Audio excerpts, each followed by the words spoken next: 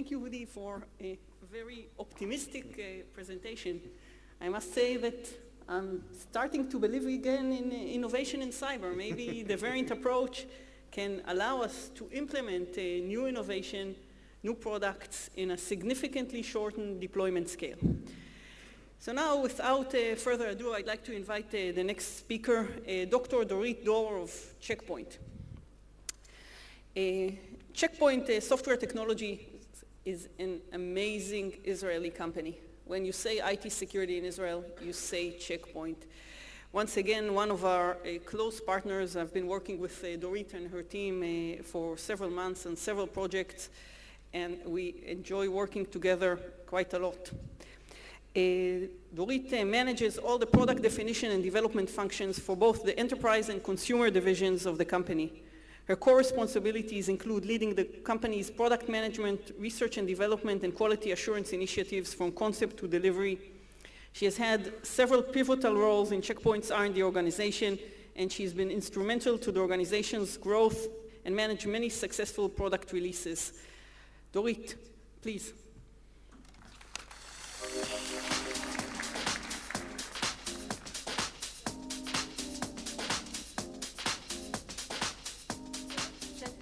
Innovation here. Works, great. So happy to be here. You don't hear me now. Okay, so we need the next innovation. It's a combination of mic and clicker. Do you hear me now? No? Does this work? Everybody? Should I just shout? It's like a reading. Everyone has to solve one problem.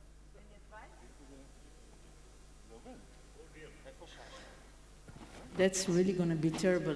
There is no way to activate a mic? Of it. Great. Excellent. Very good. So I've been in Checkpoint. This is my 20th year, and I joined Checkpoint when we were 15 people. I can tell you that definitely these days the greatest needed innovation is to connect a computer to a presentation, because with all the HDMI, VGA connectors, we went backwards, and every presentation starts with few minutes of confusion. So there are very basic innovations that are needed, but in this presentation I'll try to look at cyber. In my role at Checkpoint, I meet many customers, partners, and I also meet many vendors, small vendors such as startups that are trying to innovate, and bigger vendors that have a whole space and are still trying to move fast within the space. And at Checkpoint, one of the key elements that we think of when we talk about cyber is collaboration and partnerships, because we think it's really a big problem. So I'll try to speak to the innovators in you, and I'll try to move you from thinking about point innovation to understand the whole point in innovating, and to present how can bigger companies such as Checkpoint can help you bring your innovation to market, and how you could make your innovation more successful through collaborations such as collaborating with Checkpoint. So every presentation about cyber, etc., has to start with some slides about attacks. So this is the one slide, and then we could move forward. So now let's speak about attackers.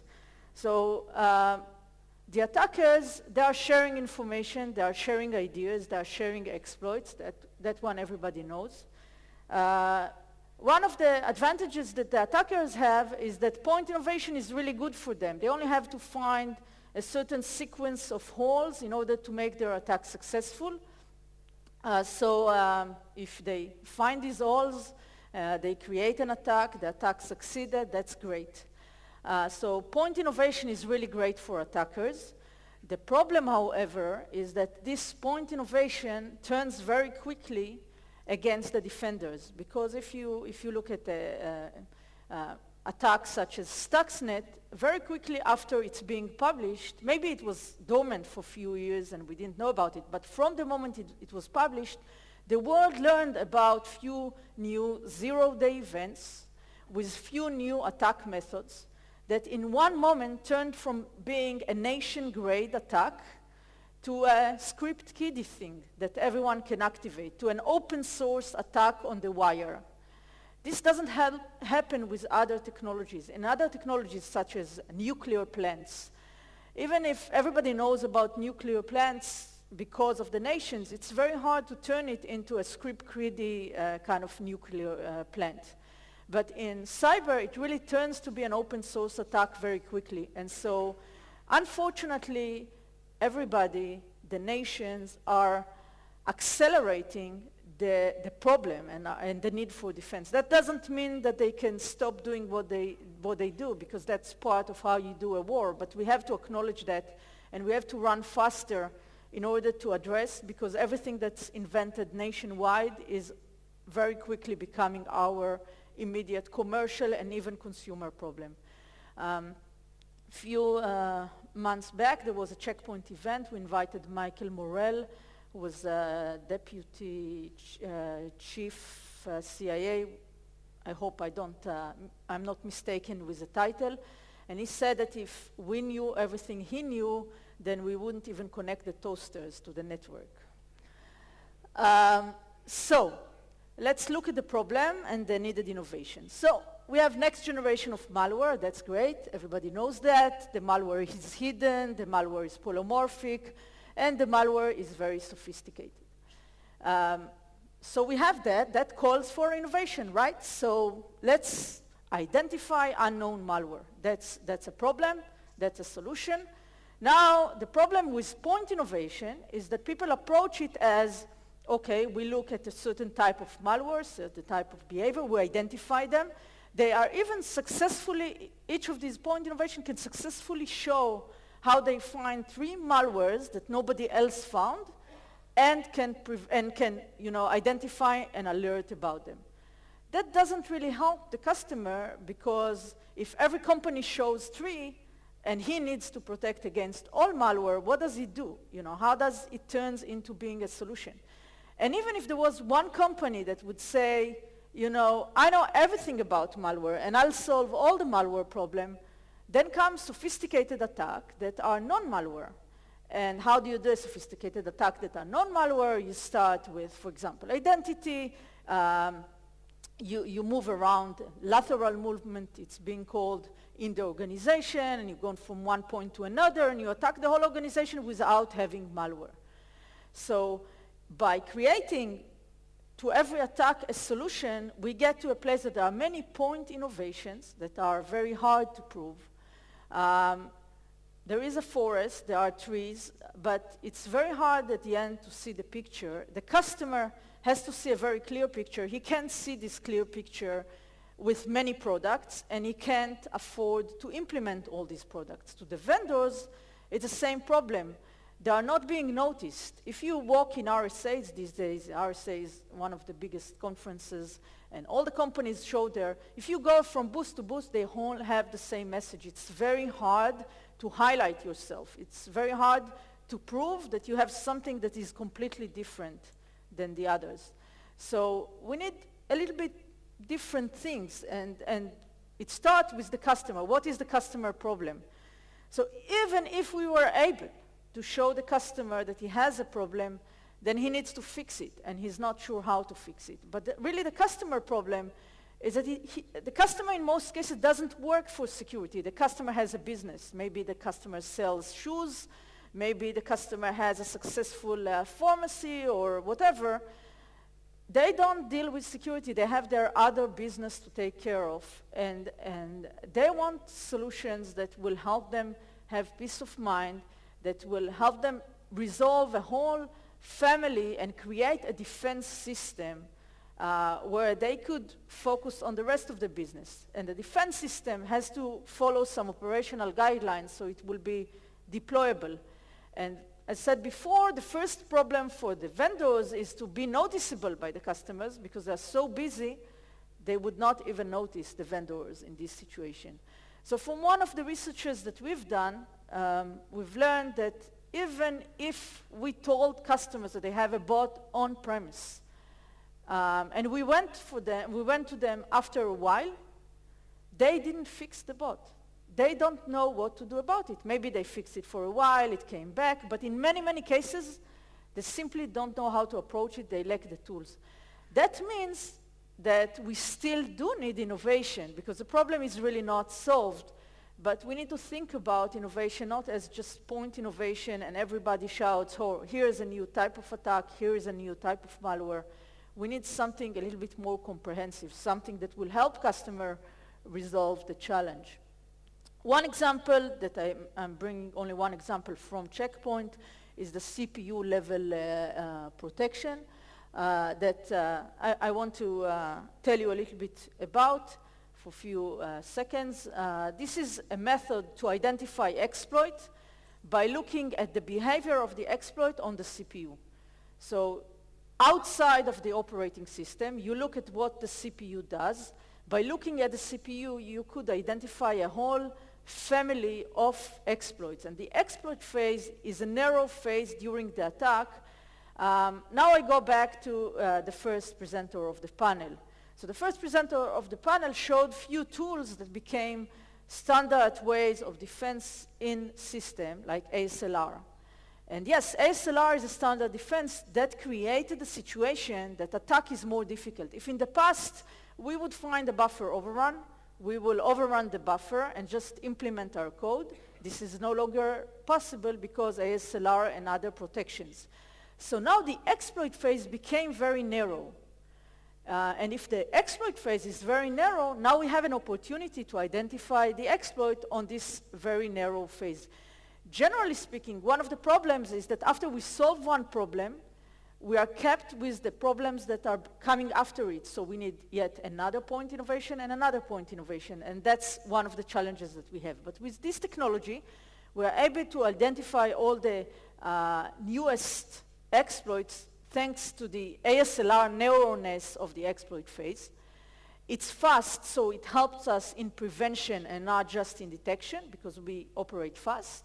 And the last advantage is that it plugs into a whole architecture, and it's part of the full solution, and it's not just something isolated that the customer has to operate. In this case, it's part of a sandbox that he could plug into the environment from any gateway he has, and I'll talk about the architecture in a second. So before I move to the architecture and needs, I want to point out that if we look at the solutions that customers are implementing, very small part of the money goes to these point solutions, and you know, the innovators, if you look at the number of startups around the world, each of them take, you know, one of these point solutions, but at the end, there is a lot of money in the security space, and not a lot is being spent on these point solutions because it's very hard to implement them, and it's very hard to fit them into a whole bigger picture. So actually, if we want to innovate, we need to innovate across this space, or we could innovate in the smaller cycle, but create it in a way that it's connected to the bigger cycle. So there is a problem. The customers are seeing a bigger problem, but are not being able to address it. And we could think that creative thinking is a way to look at the same problem and to do something different. That could mean one of two things. We could wait for a moment of spirit and wait for something that we will say we have X, and X solve everything. Maybe there will be such X. I don't know of such X today. I know many attackers, and I know that they are doing everything they can on every X to find an anti-X. So I think it will continue to be a battle. So the better way to think differently about the problem is to think about the system and how you could live within an ecosystem and how you could serve the customer there. And so my last 2 points will be how Checkpoint bring a platform that you could collaborate on top of, but this is working with Checkpoint or working with Checkpoint as example for other larger customers. So every example I'll give could be served for working with us because we are trying to collaborate with all the solutions out there, or it could be an example of how you could collaborate also with other architecture and technologies. So when we come to a customer, first question that the customer asks us is, what would I do about this security? How would I implement it? And we've had this discussion with many customers to the point that we realized that we have to present a proposal of an architecture to them. And we came with this proposal of software-defined protection that have an enforcement layer, that have a control layer and a management layer. And each layer we created plugins and explain how it connects to the environments and to the other solutions. When we come to the customer and we picture such an architecture, and if the customer bought our architecture, if you are now an innovator, you need to know how to live in this environment. So this is our proposal to the customers, and they find it very useful. But wherever you go as an innovator, you need to find out what is the architecture of security the customer has implemented and to live with that environment. The other opportunity for collaboration and for thinking about the problem as a whole is actually in the threat intelligence that we have. So we have a very strong capability. It's called Threat Cloud, where we get information from gateways, from endpoints, from mobiles. We have sensors out there. We have analysts and researchers with automatic tools and manual tools that look at this data.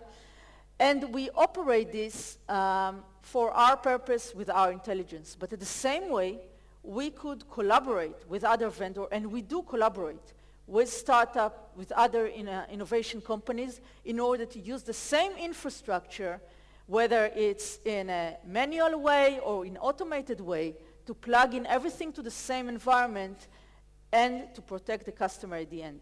So I presented two forms of collaboration and of thinking about the system in a way that will bring something that is more than a point solution to the customer.